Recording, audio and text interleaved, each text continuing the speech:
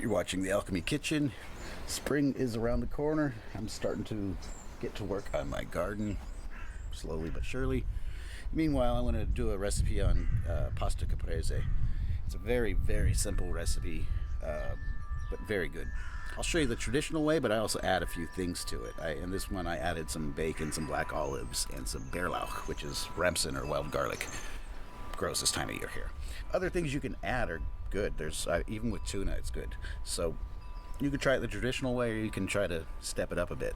Anyways, super simple. Only thing you got to do is know how to boil water and cut vegetables. Let's get started. So first, let's just go over the ingredients. Before I even start, I get the water on, salt it, and start boiling it. You're going to need pasta.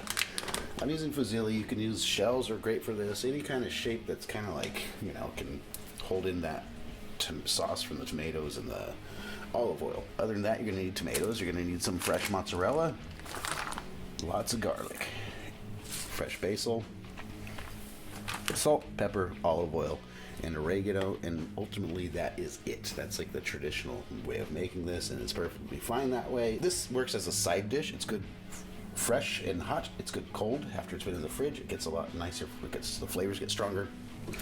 It's great with barbecue in the summertime. If I'm having it more as a main dish, I like to add some meat to it. So I'll add some bacon, chopped up small pieces. You can add shrimp to it. You can add ham to it. Also, black olives are good in it. So don't be afraid to add to it. Another little additive I like is some crushed red pepper to give it a bit of heat. That's all up to you. Went over the essential ingredients, and really this recipe, you cannot screw it up. All you have to cook is pasta. So as long as you follow the time and boil the pasta correctly, it's pretty hard to go wrong with this. I'm going to cut this up, put it in a big bowl, and mix it up, and we'll come back after I did all that work that you don't really want to sit and watch me do on the camera. So I got about 5 Roma tomatoes chopped up, diced up, about so. That's perfect. I like to start with the tomatoes because the first thing I do with the tomatoes is give a bit of salt on it. I'm using Himalayan salt, use sea salt, whatever. With Himalayan salt, it's a bit not as strong. You can use a little bit more. Because that salt is going to have an effect on tomatoes. It draws out the juices. That's why I do that first. Next, I'm just going to chop up this mozzarella in about similar size pieces.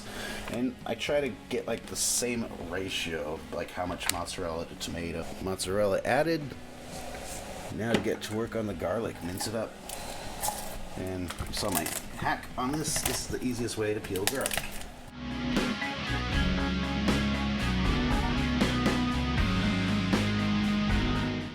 Garlic right in there. The more the merrier. So now all that's left to add is a bit of pepper and oregano and some olive oil. That would be the traditional way plus the basil. And what I like to do with the basil is I'll take about half of it, chop it up, put it in there, and then I put the rest in after I put the hot pasta.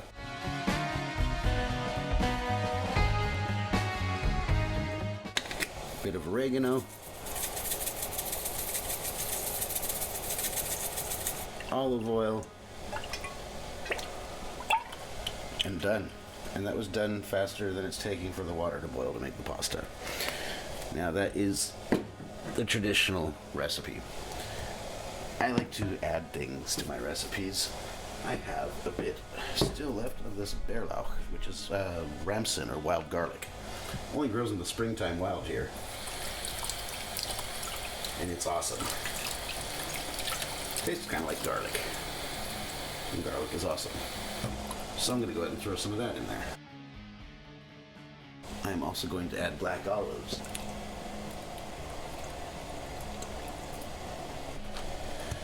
Give that a good mixing up.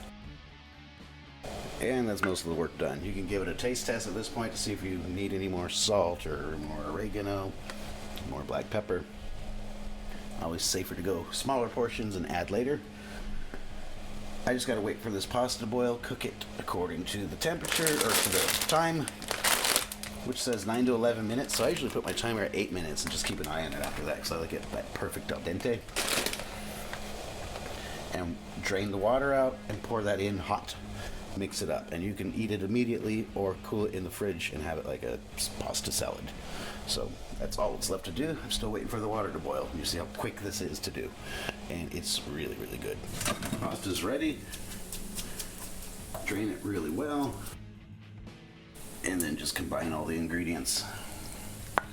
That's why you want to use the pasta while it's still hot. It kind of melts in with that mozzarella, makes all the magic happen. And now's where I like to add in some extra basil. And I went ahead and had some homemade bacon, so I cut up some small little pieces, make bacon bits that I'm also going to add in there. Couldn't resist. And it's ready. You can eat it hot, you can eat it cold. It's really good both ways. So we'll go ahead and add the bacon in. I just got to drain out the grease. Some Parmesan or some Grana cheese on it. Excellent. And those red chili flakes. I'll add